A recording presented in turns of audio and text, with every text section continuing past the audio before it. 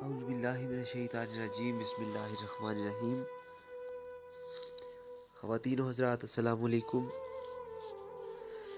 जनाब मुनीर नियाज़ी की एक खूबसूरत नज़्म सुनने का मुझे बारहा इत्तिफ़ाक हुआ है और मैं चाहता हूँ कि आपको भी ये मौका मिले कि आप उन्हीं की ज़ुबानी ये खूबसूरत नज़्म कम अज़ कम एक बार सुन लें।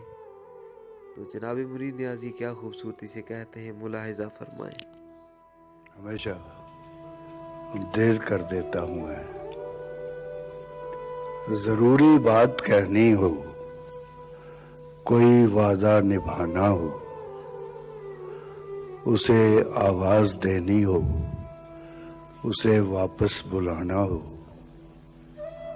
हमेशा देर कर देता हूँ मैं। मदद करनी हो उसकी, यार की ढारस बंधाना हो, बहुत देरी न रस्तों पर किसी से मिलने जाना हो, हमेशा देर कर देता हूं मैं। बदलते मौसमों की सैर में दिल को लगाना हो, किसी को याद रखना हो, किसी को भूल जाना हो, हमेशा देर कर देता हूं मैं।